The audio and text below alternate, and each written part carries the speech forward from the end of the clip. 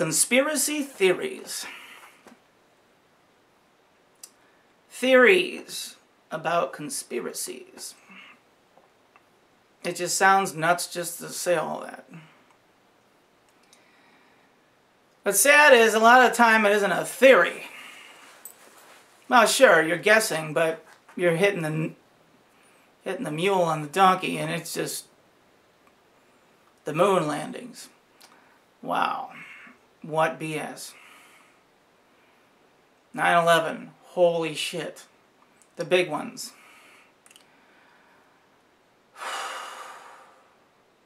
What do you do? I thought about, wouldn't it be great to have like a conspiracy theory getaway weekend where you could draw crowds in, and each day you focus on a different subject, like 2-hour presentation about the JFK assassination in an auditorium where all the experts come in and talk, and they hit you with all the different facts that they've uncovered. Or another symposium would be about the moon landings. Another one would be about 9/11. The big ones. Watergate. I personally believe Watergate was just BS. That Deep Throat, they called their informant Deep Throat. That is a joke.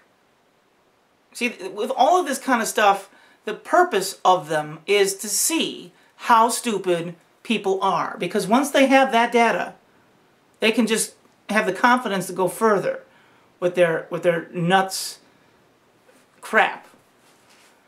And that's the whole purpose of it. It's a gauge to see where society is with their willingness to fight back. They've got to test the waters all the time. They got to find out. They're like, you know, and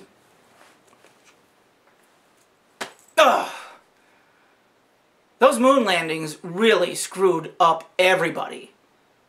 For those few powers that be to realize that the whole world is that dumb. It's impossible for human beings to exist out there. Those little suits cannot keep away that heat and that cold and that radiation.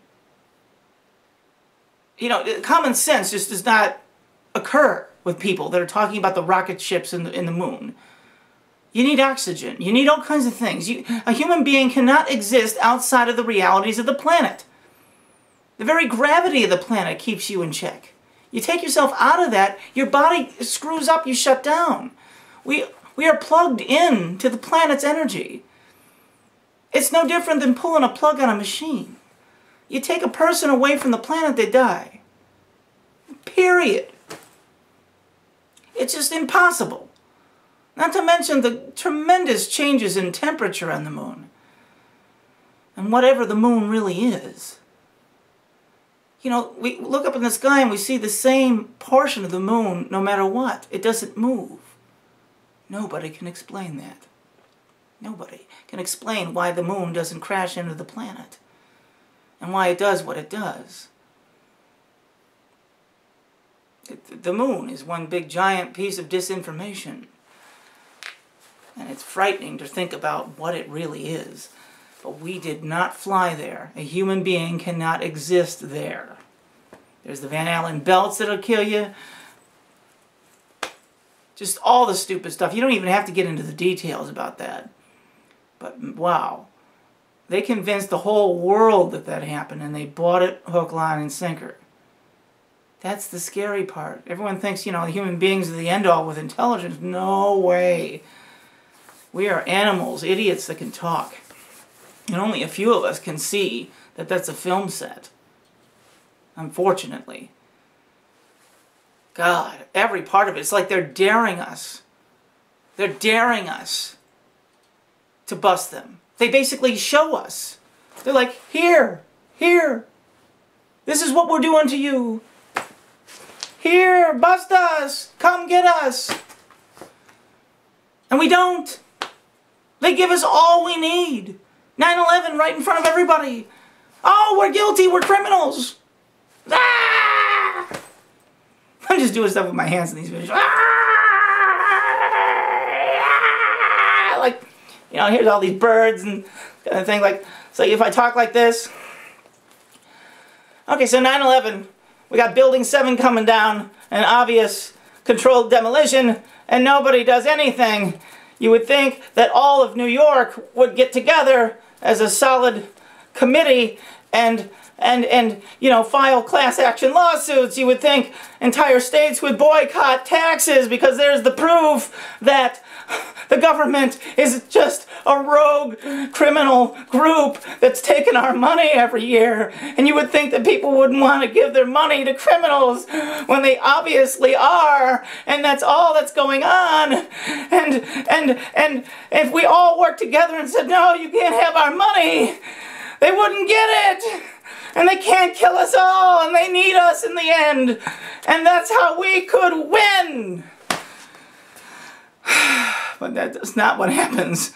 What happens is people sit back going, oh shit. And then they go to work. I want a different world. I don't want this stuff to be possible anymore. I want the multitude to say, no, no, no, no.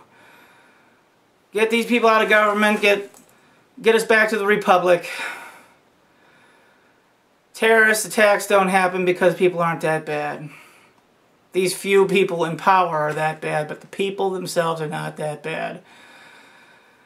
It's to the Muslim world's credit that they're not worse than they are. They're getting bombed, they're losing their families, their homes, loved ones. You would think they would go so nuts that all they would care about is to nuke the shit out of the US, but they don't.